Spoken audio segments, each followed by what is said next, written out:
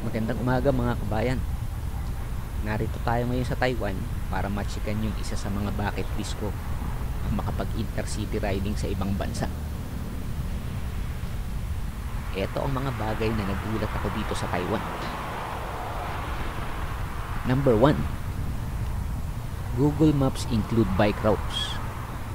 Pag may gusto ka puntahan ng nakabike, piliin mo lang yung bike na icon at ipapakita niya sa inyo yung mga ruta na pwedeng daanan ng bike. Huwag ka magulat sa mga ruta at magpapanik dahil minsan makukonfuse ka dahil parang highway na yung pinapadaanan. Pero nakakagulat number 2, pwede magbike sa kalsada or even sa intercity highway tulad nitong dinadaanan natin ngayon. Huwag mag-alala, marunong magparaya ang mga driver dito.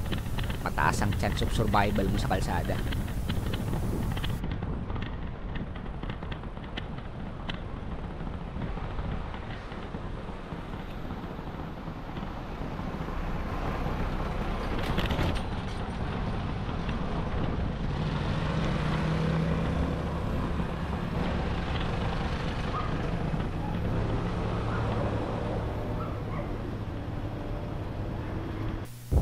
Number 3, pwede isakay ang bike sa train.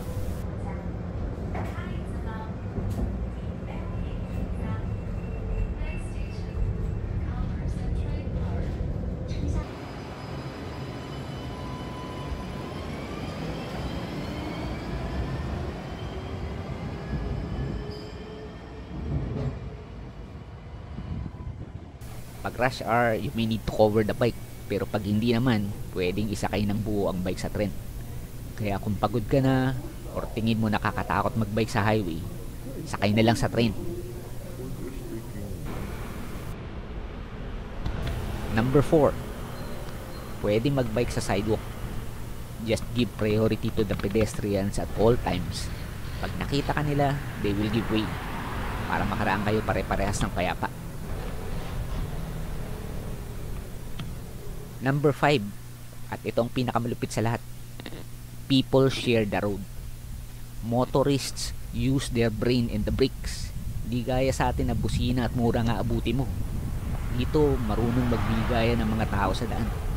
Alam nila na sasakyan lang yung nabili nila, hindi kasama yung kalsada. Pare-parehas lang naman kayo na gusto makarating sa pupuntahan, di ba? Utak at preno ang ginagamit nila, hindi kapal ng muka.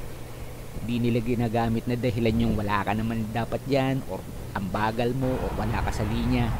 Iiwasan ka lang nila at didiskarte para makadaan. Kaya dito matiwasay lahat nakakagamit ng kalsada at bangketa.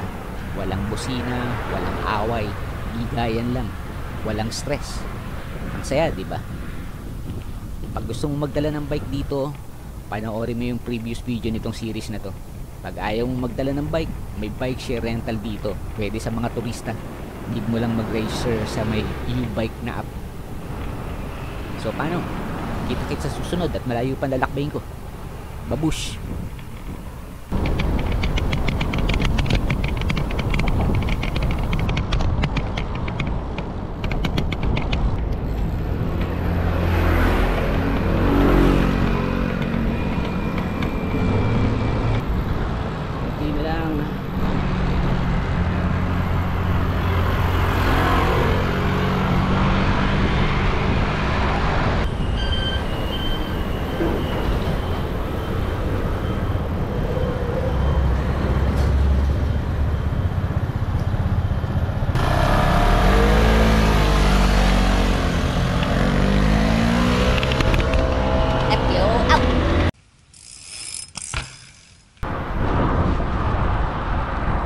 Naman, hindi malito dinadaan